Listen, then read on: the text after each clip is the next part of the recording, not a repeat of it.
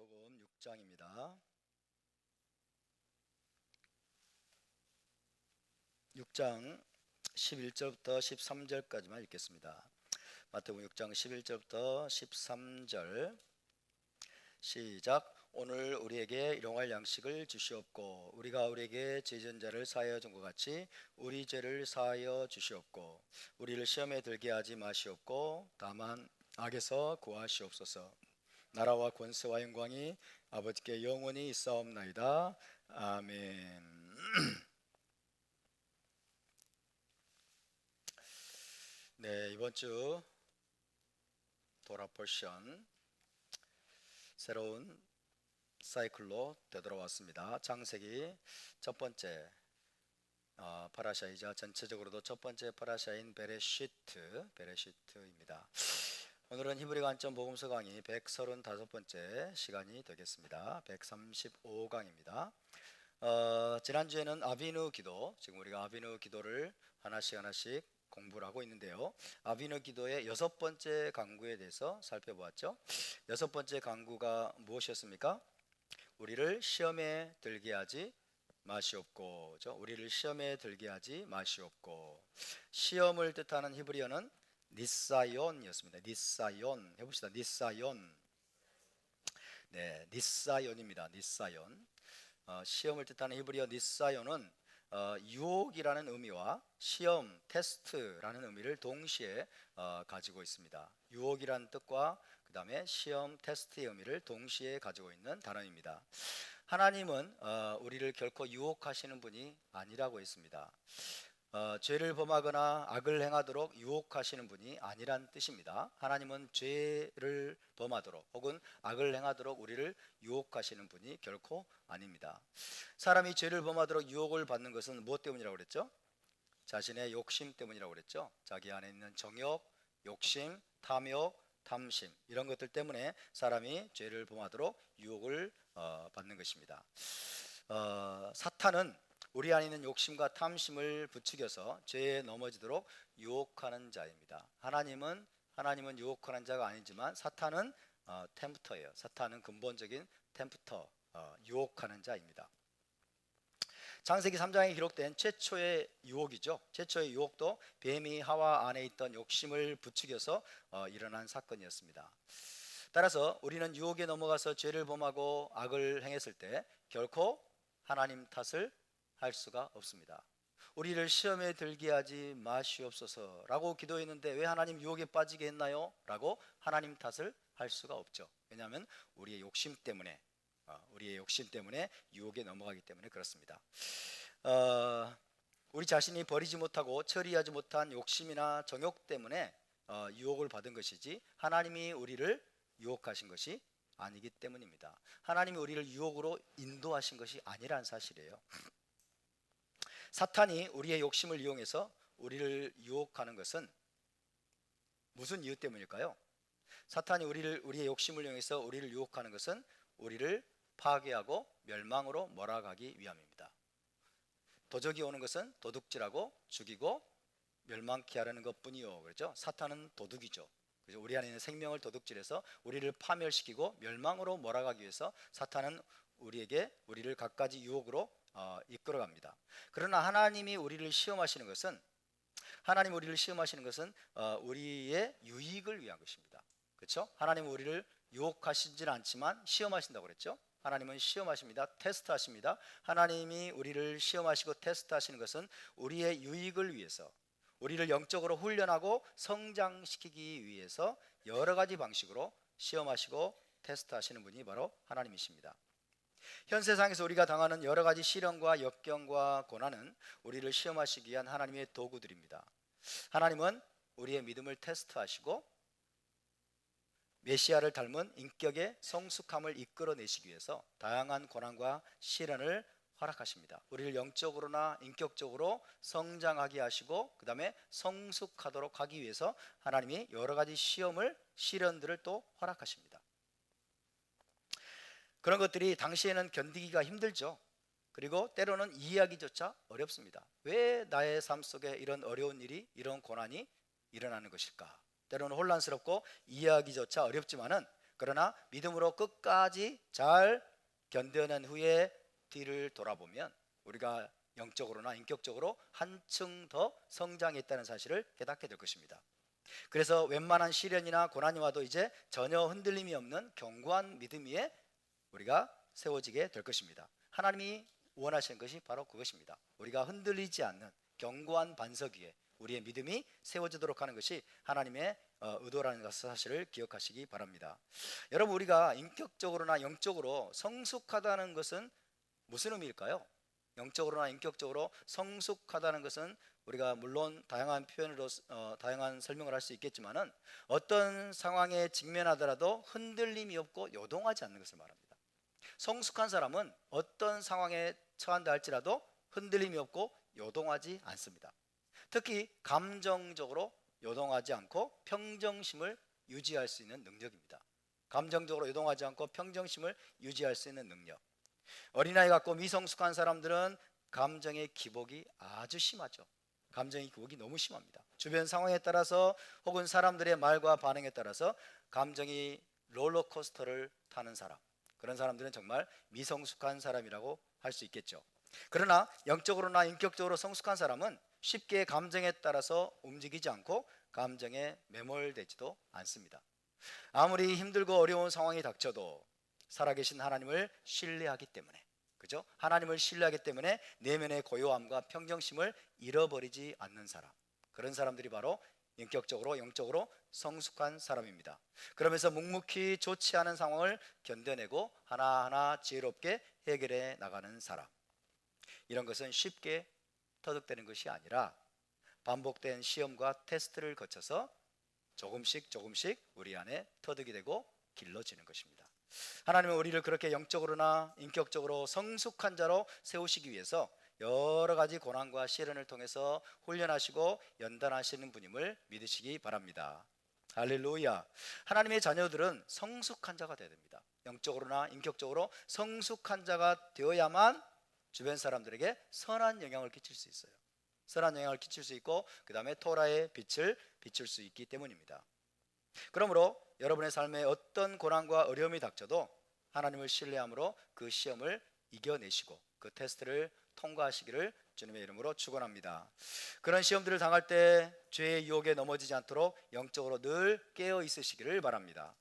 우리가 사탄의 유혹을 받아서 죄와 우상 숭배에 넘어지지 않으려면 하나님의 역할도 중요하지만 우리의 역할도 굉장히 중요하다는 것을 말씀드렸습니다. 우리도 영적으로 항상 깨어 있어야 하고 진리의 말씀으로 늘 무장되어 있어야 됩니다. 하나님과 우리의 언약적인 파트너십을 통해서 모든 시험과 유혹을 이기고 영적으로 성장하고 성숙해지는 것이 하나님의 의도인데, 거기에서 저와 여러분의 역할도 대단히 중요합니다. 하나님의 역할만이 아니라 우리의 역할도 대단히 중요합니다. 그러므로 저와 여러분이 하나님과 동역할 수 있는, 하나님과 파트너십하에서 그분과 동역할 수 있는 수준으로 우리가 올라갈 수 있기를 주의 이름으로 축원합니다. 바르크 하셴. 자, 이제 13절을 다시 한번 읽어보겠습니다. 13절 시작. 우리를 시험에 들게 하지 마시옵고 다만 악에서 구하시옵소서. 우리를 시험에 들게 하지 마시옵고 다만 악에서 구하시옵소서. 7번째 강구죠. 다만 악에서 구하시옵소서. 키임 할제이노 민하라입니다. 키임 할제이노 민하라. 다만 악에서 구하시옵소서. 악에서 구해달라는 강구입니다. 악에서 구해달라는 강구는 6번째 강구와 연결되는 거죠. 우리를 시험에 들게 하지 마시옵고 6번째 강구와 연결되는 것이라고 할 수 있습니다. 우리를 시험에 들게 하지 마시되, 혹 우리가 시험이나 유혹에 넘어가 범죄하려고 할 때, 악을 행하려고 할 때 거기서 구해 주실 것을 간구하는 기도입니다. 악을 행하지 않도록 악에서 우리를 건지소서, 악에서 우리를 구하소서라는 기도입니다. 이 기도는요, 다만 악한 자에게서 구하시옵소서라고 번역할 수도 있습니다. 악에서 구하소서라고 되어 있지만 악한 자에게서 구하소서라고 번역할 수도 있습니다. 따라서 이 기도는 악한 자, 누구입니까? 사탄이죠. 즉 사탄의 유혹에 넘어지지 않도록 건져 주실 것을 간구하는 기도이기도 합니다. 악한 자 사탄의 유혹에 넘어가지 않도록 건져주실 것을 간구하는 기도라고도 할 수 있습니다.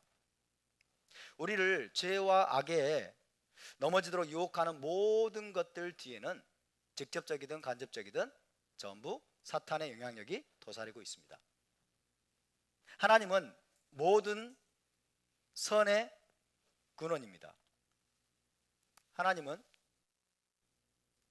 하나님의 이름 중에 하나가 토브죠. 토브. 하나님은 토브이십니다.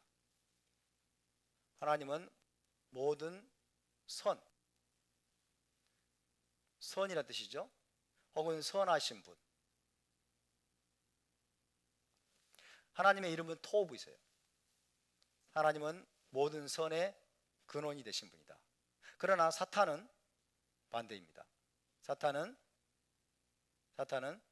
라입니다. 라는 레시 아인이에요. 라는 악이죠. 악. 그죠? 악한 존재 자체가 악이에요. 사탄은. 그래서 사탄은 모든 악의 근원입니다. 모든 악의 근원이다. 그래서 악에서 우리를 건지소서, 그 말은 악한 자 사탄에게서 나를 건지소서, 우리를 건지소서라는 의미가 될 수 있는 것입니다. 하나님이 모든 선의 근원이시라면 사탄은 모든 악의 근원입니다.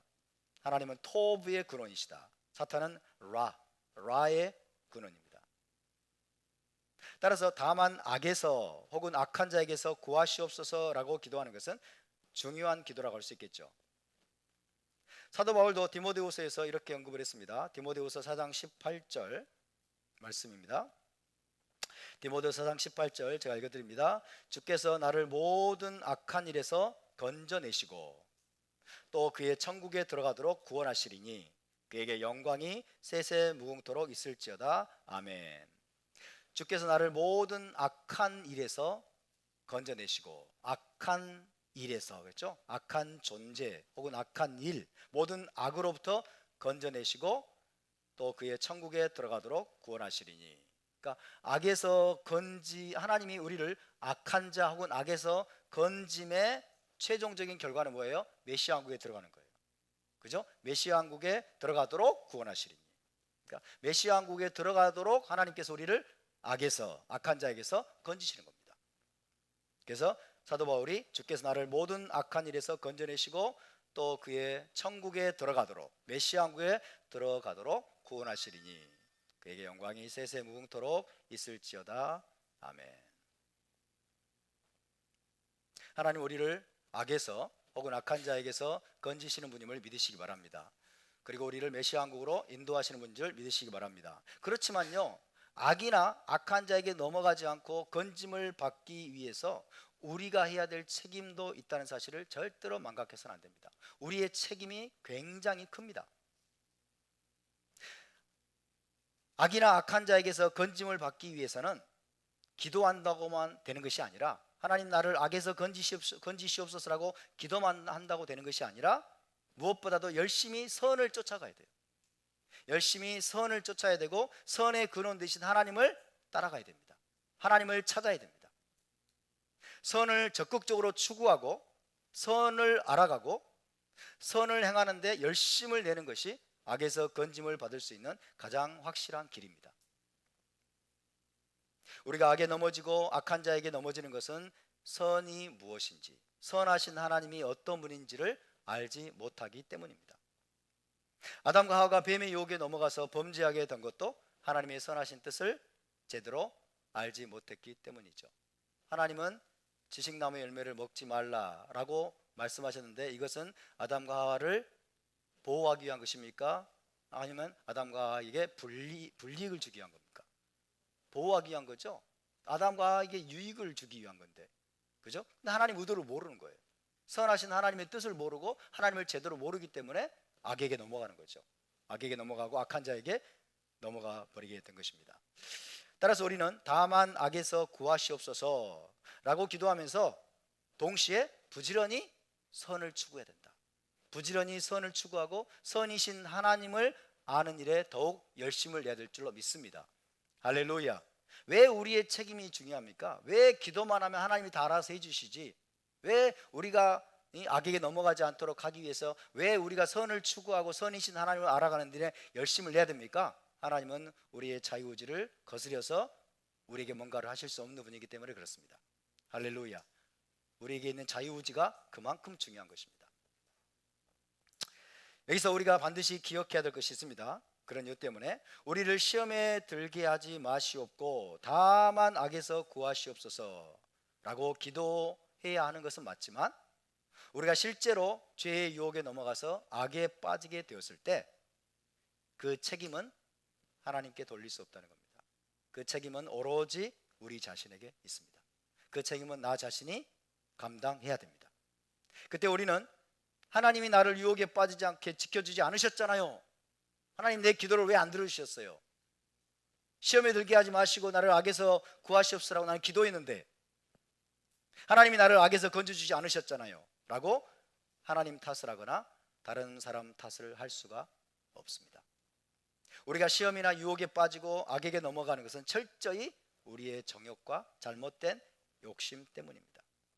하나님이 능력이 없어서 우리를 건져주지 않으셨을까요? 하나님이 권능이 부족해서 우리를 시험에서 악에서 건져주지 않으셨을까요? 절대로 그렇지 않습니다. 하나님의 능력이 없어서 혹은 우리를 사랑하지 않으셔서 우리를 악에서 건져주지 않으신 탓이 결코 아니란 얘기입니다. 아담과 하와가 선악의 지식나무 열매를 따먹으라는 유혹에 넘어가서 악을 행하게 된 것도 철저히 그들의 욕심 때문이었어요. 그들의 욕심 때문에. 뱀의 말을 믿고 감히 하나님의 자리에까지 올라가 보려고 하는 잘못된 정욕 때문에 네가 이 지식나무 열매를 먹는 날에는 네 눈이 밝아져서 하나님과 같이 될 것이다. 하나님과 같이 될 것이다. 이 말은 사실입니까 아닙니까? 이 말은 사실입니까 아닙니까? 지식나무 열매를 먹는 날에는 네 눈이 밝아져서 하나님과 같이 되리라. 사실입니까 아닙니까? 부분적인 진리예요. 사탄의 말은요 일리가 있어요. 일리가. 전부 완전 생 거짓말이 아니에요. 실제로 하나님과 같이 돼요. 그죠? 악한 차원에서 눈이 밝아져 가지고 이제 선과 악을 자기가 판단하기 시작해. 선과 악을 판단하는 것은 하나님의 일이죠. 근데 하나님의 영역을 침범해 버리는 거예요. 그죠? 부분적인 그런 진리, 일리가 있는 그 말에 속아 넘어가서 이제 욕심이 들어온 거죠. 정욕이 들어왔어요. 나도 이제 하나님과 같이 되어 보겠다 라고 하는 생각이 드니까 하나님을 배제하는 겁니다. 하나님께 묻지도 않고 하나님께 가까이 가지도 않고 몰래 자기가 독단적으로 결정을 내리는 거죠. 독단적으로 선택을 하는 거예요. 그러니까 그 결정이 결국 누구의 결정입니까? 자기 자신의 결정이고 자기가 책임을 져야 되는 거예요.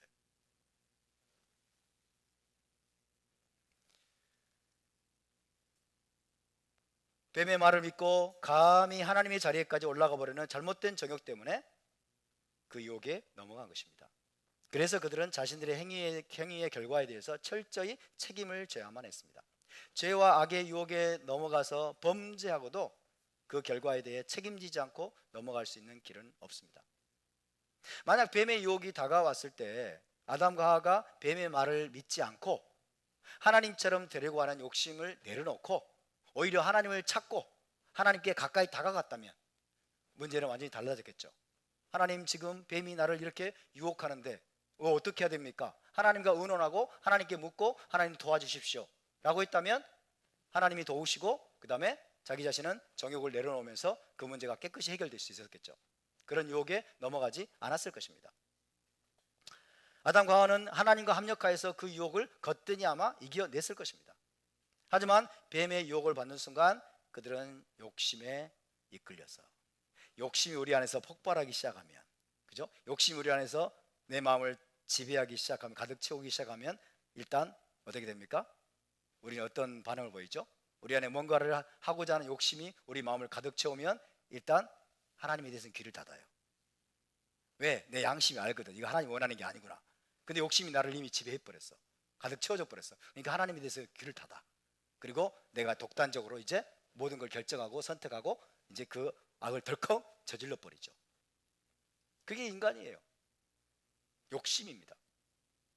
욕심이 우리를 지배하기 시작하면, 욕심이 우리의 마음을 여러분 가득 채우게 되면 이제 하나님과 의논하지 않고 하나님께 가까이 가지 않고 하나님을 배제합니다. 그리고 자기 자신이 이제 하나님 같은 존재가 되죠. 그리고 모든 결정, 모든 선택을, 그 악한 결정을 내가 내리게 돼요. 그렇기 때문에 책임을 내가 지는 거죠.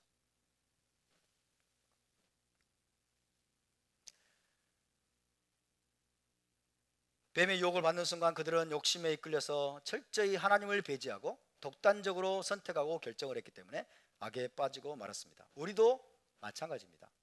세상에서 육신의 정욕, 안목의 정욕, 이생의 자랑으로 유혹을 받을 때 우리가 그들에 대한 욕심을 내려놓고 오히려 하나님을 찾고 하나님의 도우심을 구한다면 하나님과 합력하여서 모든 유혹을 넉넉히 이길 것입니다. 아멘입니까? 그럴 경우에 우리가 유혹에 빠지지 않고 악에서 건짐을 받는 것은 하나님과 우리의 파트너십을 통해서 이루어지는 거예요. 하나님과 우리의 파트너십을 통해서 이루어진 것입니다. 그때 하나님은 우리를 칭찬하실 겁니다.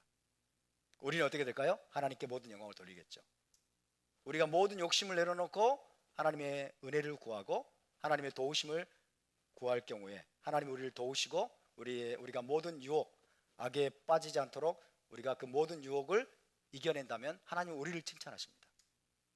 예수께서도 질병에서 고침받은 사람들을 뭐라고 그랬어요? 그 사람을 향해서 네 믿음이 너를 구원하였느니라. 그죠?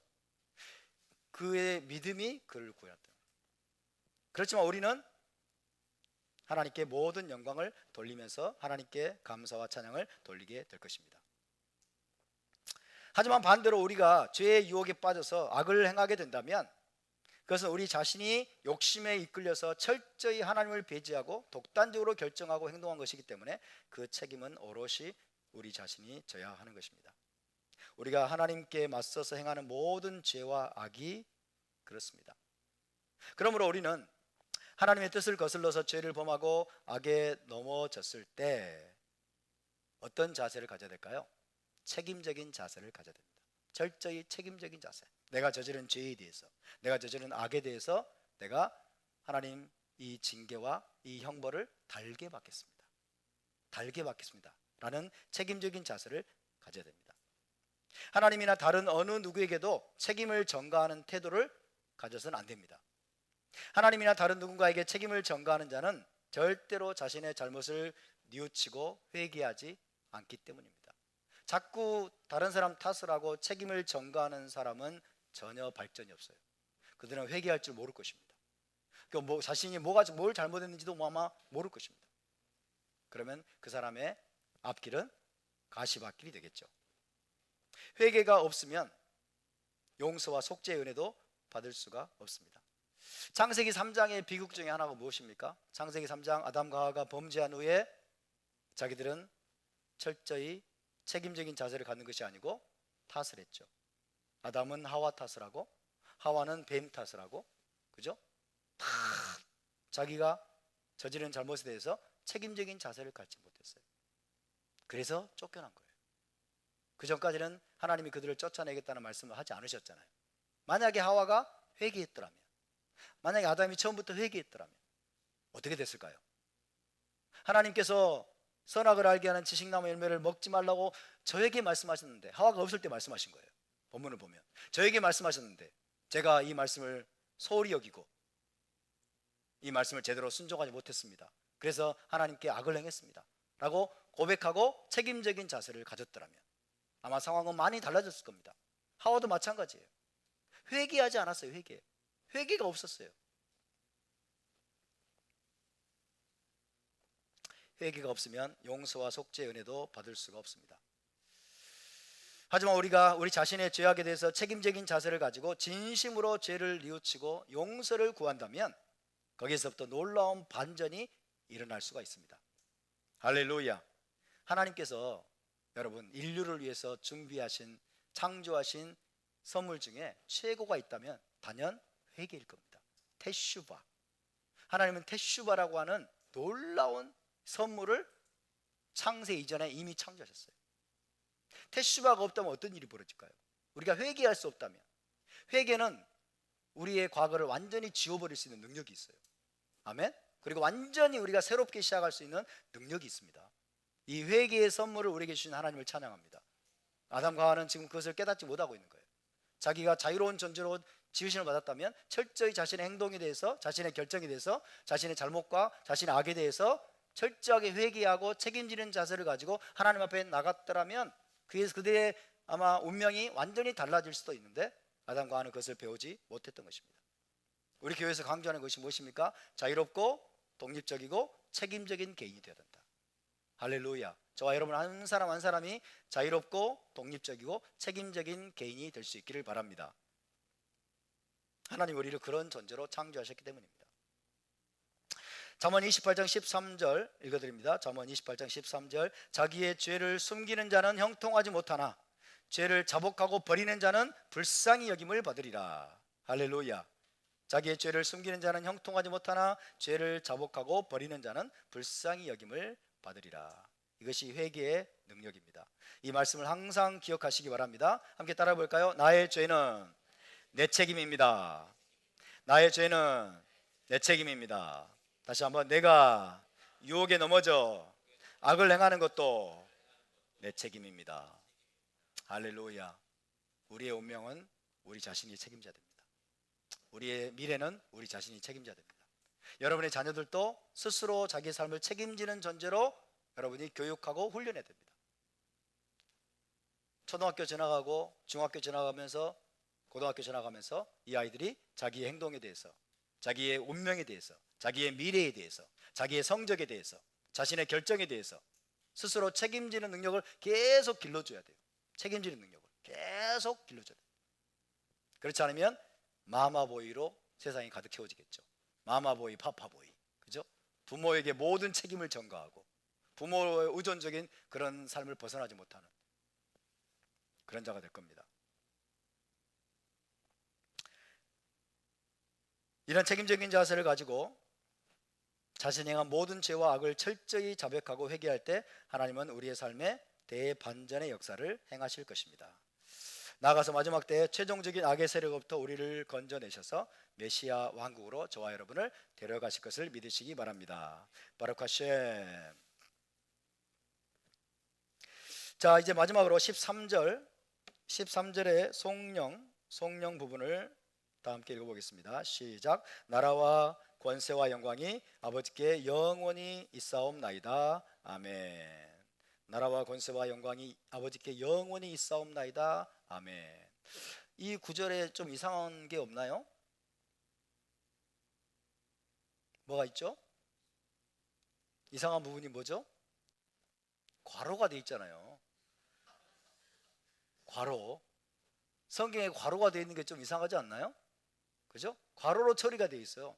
나라와 권세와 영광이 아버지께 영원히 있사옵나이다. 아멘. 괄호로 처리되어 있단 말은 이 아비노 기도의 마지막에 나오는 송령, 하나님을 찬미하는 내용이에요. 송령이 모든 사본에 나오는 것은 아니란 뜻입니다. 모든 사본에 나오는 것은 아니다. 실제로 누가복음에는 이 송령 부분이 빠져 있어요. 누가복음에는 이 부분이 빠져 있어. 신약 성경은 헬라어로 된 사본들이 굉장히 많습니다. 헬라어로 된 다양한 사본들이 존재하는데 원본은 없어요. 원본이 남아있지 않아. 다 사본이에요. 원본은 원저자가 쓴 걸 원본이라고 그러죠. 원저자가 쓴 원본은 거의 남아있지가 않아요. 그러면 원저자가 쓴 그 원본에서 베껴 쓴 걸 사본이라고 그래요. 다양한 필사자들이 다양한 목적으로 베껴 쓴 사본들만이 존재해요. 헬라어로 된 사본들만이, 많은 사본들이 존재하는데 이 사본들 중에서 무슨 뭐 카이로 사본 막 이런 사본들이 있어요. 뭐 게니자 사본, 무슨 막 다양한 사본들이 있어.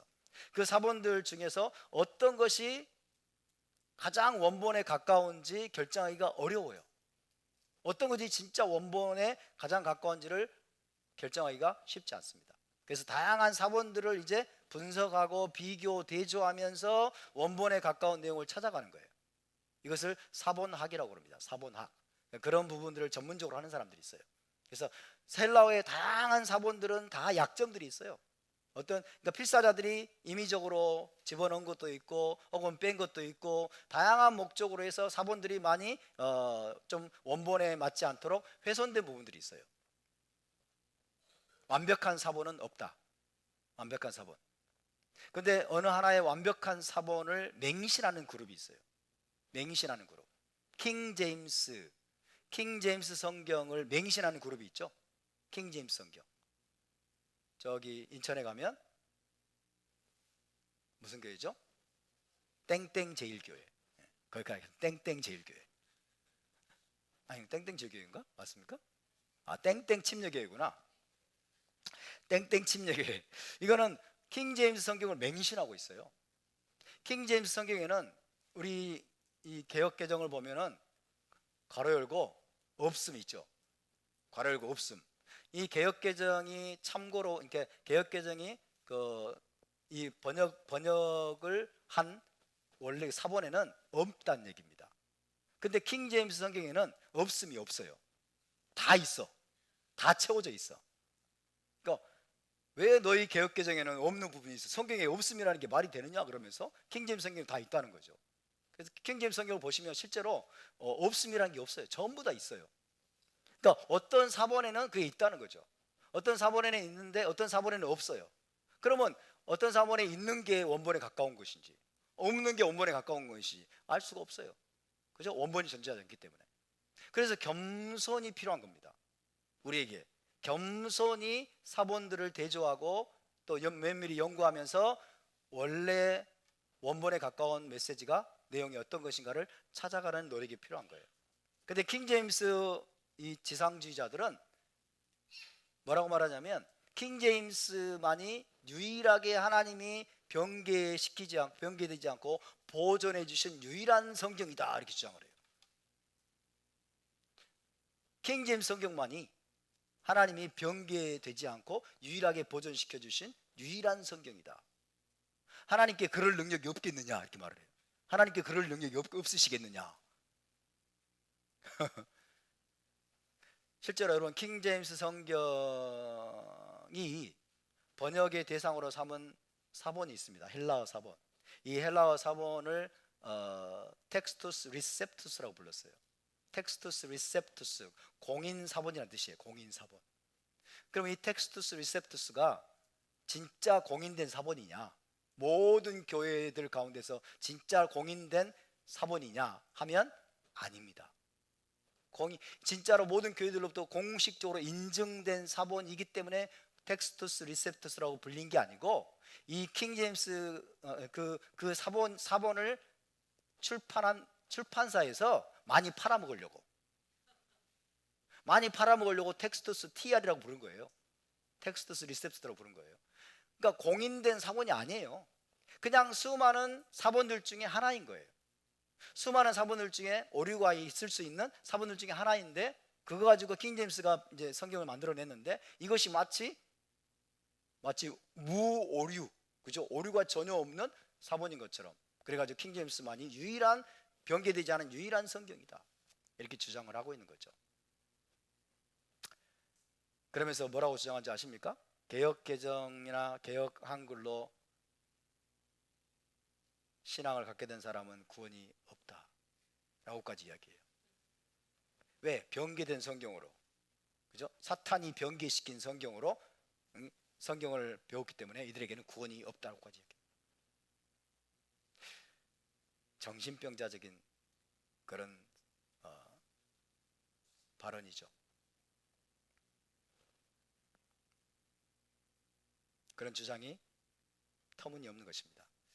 말도 안 되는 거죠. 어쨌든 사본들이 헬라어로 된 사본들이 너무 많아가지고 어떤 것이 원본에 가까운지 판별하기가 아주 어렵습니다. 원본이 남아있지 않기 때문에 그렇죠. 현재로서는 수많은 사본들을 비교하고 대조하면서 원본의 말씀을 찾아가는 것밖에는 다른 방법이 없습니다. 그런 관점에서 볼 때 아마도 마태복음 지금 6장 13절에 기록되어 있는 이 송령 부분은 후기 사본들에서 첨가된 것처럼 보입니다. 후기 사본들에 첨가된 것처럼 보여요. 괄호로 처리되어 있잖아요. 그러니까 어떤 필사자가 어떤 의도에서 이 부분을 첨가했을 가능성이 있습니다. 왜냐하면 공동체 기도에 보다 적합하게 하기 위해서, 공동체 기도에 보다 더 적합하게 하기 위해서 송령 부분이 첨가되지 않았을까라고 추정해 볼 수가 있습니다. 왜냐하면 유대교의 예전적인 기도는 공동체 기도잖아요.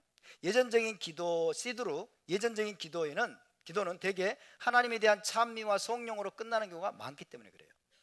예전적인 기도에 성령이 많이 들어가. 시드로 기도를 끝마칠 때, 예전적인 기도를 끝마칠 때 하나님에 대한 성령과 찬미로 끝나는 경우가 많기 때문에, 그죠? 이 아비누 기도를 공동체 기도에 보다 적합하게 보이도록 하기 위해서 지금 성령 부분을 누군가가 첨가했을 가능성이 있다라고 추정해 볼 수가 있습니다. 자, 이런 성령들은 우리 사도들의 예전에서도, 사도들의 글에서도 흔히 발견됩니다. 예수와의 사도들 역시 중요한 순간마다 하나님에 대한 성령, 찬미를 올려드렸습니다. 자, 어떤 기도가 끝나면 그냥 아멘 그러면 되잖아요. 아멘 그러면 되는데 아멘으로 끝내지 않고 성령을 덧붙입니다. 성령, 닥살러지, 하나님을 찬미하는 거예요.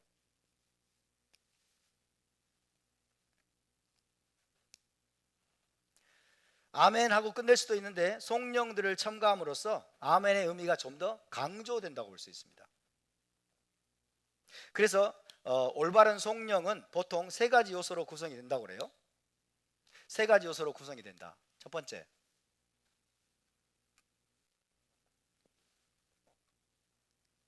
번째는 하나님께 영광을 돌리며 찬미하는 말이에요. 하나님께 영광을 돌리면서 찬미하는 말. 첫 번째입니다. 이것은 자, 나라와 권세와 영광이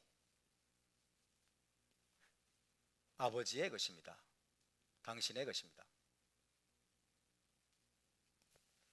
이런 내용입니다. 첫 번째, 하나님께 영광을 돌리며 찬미하는 말 자체, 나라와 권세와 영광이 당신의 것입니다. 두 번째, 지속성을 선언하는 말입니다. 지속성을 선언하는 말. 이건 뭐예요? 영원히, 혹은 뭐 세세토록, 이런 표현이 들어갑니다. 세 번째는 결론적인 아멘이죠.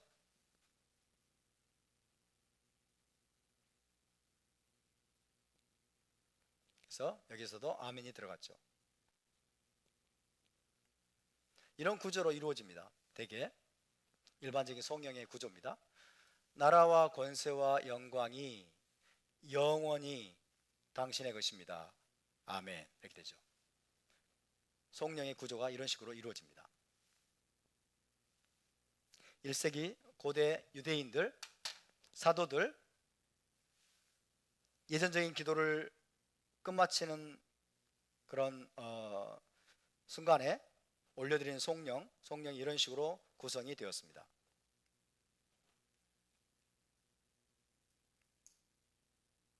자, 가장 단순한 형태로 된 성령을 찾아보면 먼저 로마서 11장 36절, 갈라디아서 1장 5절이 있습니다. 찾아볼까요? 로마서 11장 36절. 사도들이 하나님께 올려드린 성령입니다. 한번 찾아보겠습니다. 갈라디아서 11장 36절, 로마서 11장 36절. 우리 사도들은 성령을 올려드리는데 인색하지 않았습니다. 중요한 순간마다 하나님께 성령을 올려드렸어요. 로마서 11장 36절 시작. 이는 만물이 주에게서 나오고 주로 말미암고 주에게로 돌아갑니다. 그에게 영광이 세세에 있을지어다. 아멘. 할렐루야. 그에게 영광이 세세에 있을지어다. 아멘. 가장 단순한 성령이에요. 그에게 영광이 있을지어다 하고 그 다음에 세세에 하고 아멘, 세 가지 들어가 있죠. 그에게 영광이 세세에 있을지어다. 아멘. 중요한 순간마다 뭔가를 끝마칠 때 지금 사도 바울이 이렇게 성령을 하나님께 올려드립니다. 그에게 영광이 세세에 있을지어다. 아멘. 갈라디아서 1장 5절을 봅시다.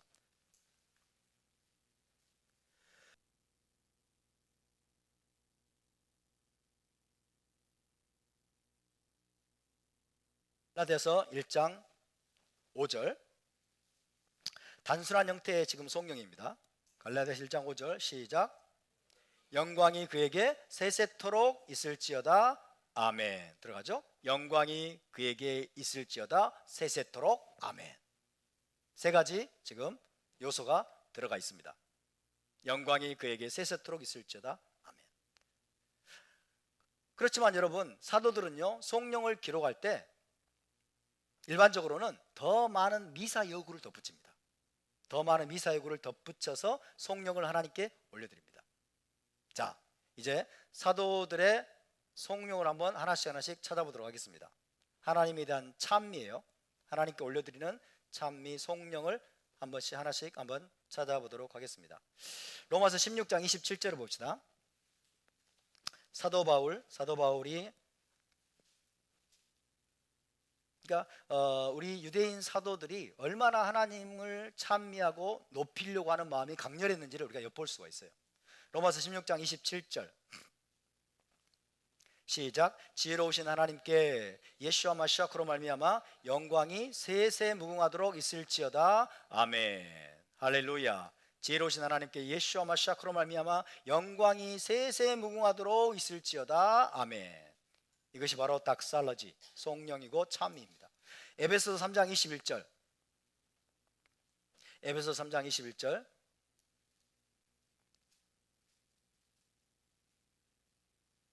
에베소 3장 21절 시작. 교회 안에서와 마시아 그 예수 안에서 영광이 대대로 영원 무궁하기를 원하노라. 아멘. 할렐루야. 교회 안에서와 마시아 그 예수 안에서라는 말이 덧붙여졌고, 영광이 대대로 영원 무궁하기를 원하노라. 아멘. 그죠? 빌립보서 4장 20절입니다. 빌립보서 4장 20절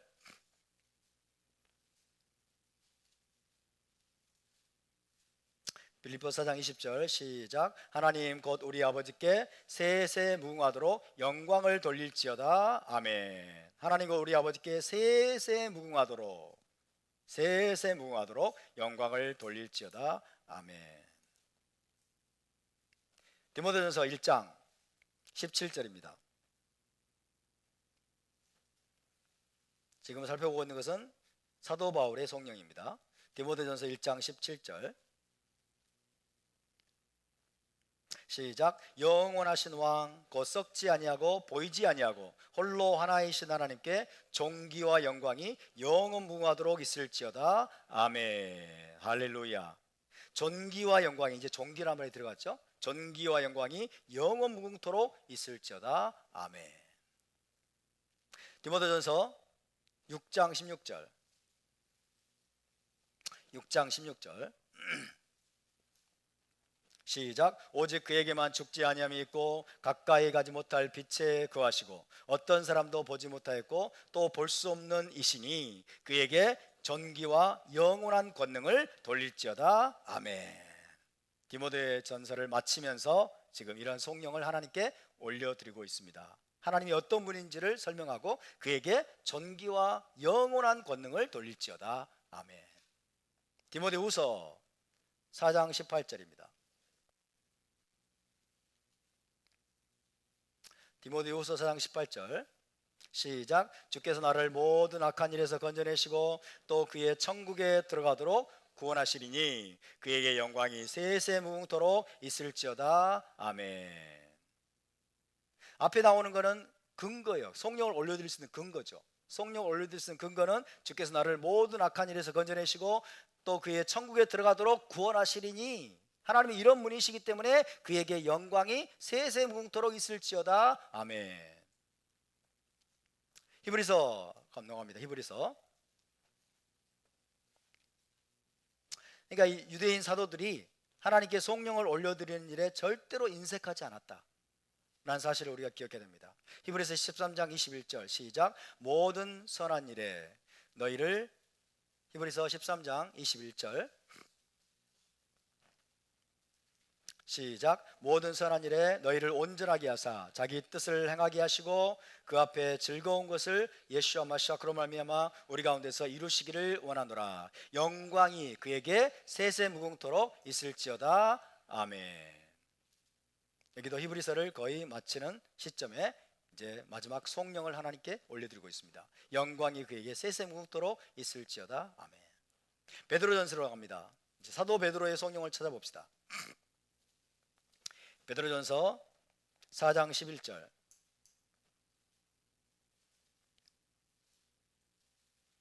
베드로전서 4장 11절. 시작. 만일 누가 말하려면 하나님의 말씀을 하는 것 같이 하고 누가 봉사하려면 하나님이 공급하시는 힘으로 하는 것 같이 하라. 이는 범사에 예수와 마시아크로 말미암아 하나님이 영광을 받으시게 하려 함이니 그에게 영광과 권능이 세세무궁하도록 있느니라. 아멘. 아멘이 또 덧붙여지죠. 그에게 영광과 권능이 세세무궁하도록 있느니라. 아멘. 베드로전서 5장 11절. 시작. 권능이 세세무궁하도록 그에게 있을지어다. 아멘. 베드로후서로 넘어갑니다. 베드로후서 3장 18절. 시작. 오직 우리 주 곧 구주 예수와 마시아 그의 은혜와 그를 아는 지식에서 자라가라. 영광이 이제와 영원한 날까지 그에게 있을지어다. 아멘. 영광이 이제와 영원한 날까지 그에게 있을지어다. 여기서는 아멘이 생략됐네요. 어쨌든 영광이 이제와 영원한 날까지 그에게 있을지어다. 베드로후서를 마감하면서 지금 성령을 올려드리고 있습니다. 유다서로 넘어갑니다. 유다서. 예수와의 형제 유다. 유다서 1장 25절입니다. 시작. 곧 우리 구주 홀로 하나이신 하나님께 우리 주 예수와 마시아크로 말미암아 영광과 위엄과 권력과 권세가 영원 전부터 이제와 영원토록 있을지어다. 아멘. 굉장한 이제 미사여구를 덧붙이고 있습니다. 그죠? 영광과 위엄과 권력과 권세가 영원 전부터 이제와 영원토록 있을지어다. 아멘. 유다의 열정이 느껴지십니까? 이렇게 하나님께 놀라운 모든 영광, 위엄, 권력, 권세를 돌려드리기를 원하는 그 마음을 우리가 느껴야 됩니다. 계시록 넘어갑니다. 사도 요한 계시록 1장 6절을 봅니다. 계시록 1장 6절. 시작. 그의 아버지 하나님을 위하여 우리를 나라와 제사장으로 삼으신 그에게 영광과 능력이 세세토록 있기를 원하노라. 아멘. 그에게 영광과 능력이 세세토록 있기를 원하노라. 아멘. 닥살러지, 이게 성령입니다. 5장으로 넘어가 볼까요? 5장 13절에서 14절. 이거는 이제 하늘에서의 성령입니다. 하늘에 있는 존재들이 하나님께 드리는 성령이에요. 5장 13절에서 14절을 함께 있습니다. 시작. 내가 또 들으니 하늘 위와 땅 위와 땅 아래와 바다 위와 또 그 가운데 모든 피조물이 이르되 보좌에 앉으시니와 어린 양에게 찬송과 존귀와 영광과 능력을 세세토록 돌릴지어다 하니 네 생물이 가로되 아멘 하고 장로들은 엎드려 경배하더라. 모든 피조물의 경배네요. 성령이네요. 보좌에 앉으시니와 어린 양에게 찬송과 존귀와 영광과 권능을 세세토록 돌릴지어다 하니까 네 생물이 아멘 하고 있죠. 아멘으로 화답하죠. 모든 피조물의 성령입니다. 계시록 7장 12절. 마지막으로 계시록 7장 12절. 시작. 이르되 아멘. 찬송과 영광과 지혜와 감사와 존귀와 권능과 힘이 우리 하나님께 세세토록 있을지어다. 아멘 하더라. 여기서는 이제 모든 걸 다 이제 동원했어요. 그죠? 모든 중요한 단어들을 다 동원했습니다. 찬송과 영광과 지혜와 감사와 존귀와 권능과 힘이 우리 하나님께 세세토록 있을지어다. 아멘. 할렐루야. 자, 신약 성경에 이렇게 많은 성령이 있다는 것을 알고 계셨습니까? 우리 사도들, 유대인 사도들이 이렇게 하나님께 성령과 찬미를 올려드리는 일에 또 하늘의 존재들까지 심지어 모든 피조물까지 이렇게 하나님께 성령과 찬미를 올려드리는데 인색하지 않았습니다. 이런 성령과 찬미들은 중요한 순간마다 하나님께 영광과 존귀를 돌리고, 또 기도나 글을 끝마칠 때에도 하나님을 찬송하고 찬미함으로써 오직 하나님을 만물의 중심에 두려고 하는 거예요. 오직 하나님을 만물의 중심에 두려고 하는 유대인들과 사도들의 갈망을 보여주는 것입니다. 하나님이 모든 만물의 중심이시고, 그죠? 만물의 근원 되심을 보여주는 것입니다. 자, 이런 성령들은 어디에서부터 시작이 됐을까요? 아마도 역대상 29장 11절에 기록된 다윗의 기도에 기원을 두고 있는 것으로 보입니다. 역대상 29장 11절을 찾아보겠습니다. 역대상 29장 11절에 다윗이 기도를 드리면서 하나님 앞에 올려드리는 송령이라고 할 수 있어요. 여기서부터 이제 기원을 두고 있다라고 할 수 있겠습니다. 함께 있습니다. 시작. 여호와여, 위대하심과 권능과 영광과 승리와 위엄이 다 주께 속하였사오니 천지에 있는 것이 다 주의 것이로소이다. 여호와여, 주권도 주께 속하였사오니 주는 높으사 만물의 머리심이니이다. 위대하심과 권능과 영광과 승리와 위엄이 다 주께 속하였나이다. 천지에 있는 것이 다 주의 것이로소이다. 이 구절이 어떤 구절입니까? 토라 행진할 때 우리가 부르는 노래의 구절입니다. 레카 아도나이 하게둘라 베하게부라 베하티페렛 베하네짝 베하옷 키콜 바샤마이 무바렛 레카 아도나이 함맘라카 베하미트나세 레콜레로시. 이 노래를 부르면서 우리가 토라의 입을 맞추고 토라의 경외감을 표현하는 거죠. 이 노래가 어떤 내용이에요? 다시 한번 읽어봅시다. 시작. 여호와여, 위대하심과 권능과 영광과 승리와 위엄이 다 주께 속하였사오니 천지에 있는 것이 다 주의 것이로소이다. 여호와여, 주권도 주께 속하였사오니 주는 높으사 만물의 머리이심이니이다. 그러니까 하나님의 토라, 왕의 토라를 우리가 맞이하고 토라의 입을 맞추면서 하나님께 우리가 송명을 올려드리는 거예요. 그죠? 하나님께 최고의 찬미와 송영을 올려드리면서 토라의 입을 맞추는 거예요. 그래서 레카 아도나이, 이 노래를 우리가 부르는 것입니다. 이와 같이 우리도 항상 하나님을 찬미하고 하나님께만 영광과 존귀를 돌리는 자세를 가져야 될 줄로 믿습니다.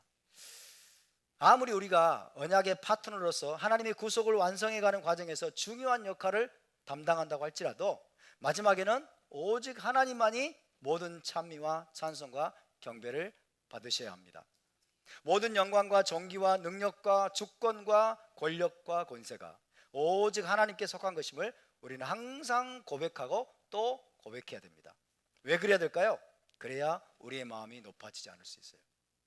계속 우리 자신을 높이려고 하는, 교만에 빠지려고 하는, 스스로를 높이려고 하는 그런 죄에 빠지지 않도록 우리를 지켜주는 안전장치라고 할 수 있습니다. 하나님을 항상 높이는데 여러분 인색하지 마시기 바랍니다. 하나님께 모든 존귀와 영광과 권력과 권세와 힘과 능력이 하나님께 속한 것임을 우리는 늘 고백해야 돼요.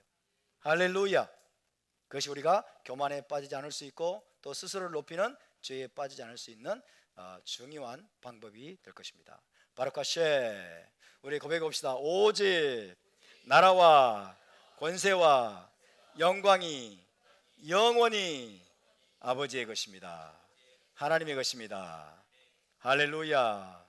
그래서 유대인들은 시드루를 마치면서 또 예전적인 기도를 마치면서 이런 송영으로 하나님을 높이는, 하나님께 모든 권력과 영광과 존귀와 권세가 속한 것임을 고백하고 찬미와 송영을 올려드림으로써 모든 기도를 마치는 것입니다. 우리도 이런 본을 본받을 수 있기를 주의 이름으로 축원합니다. 할렐루야. 자, 오늘 여기까지 말씀을 나누고 다음 주에 계속해서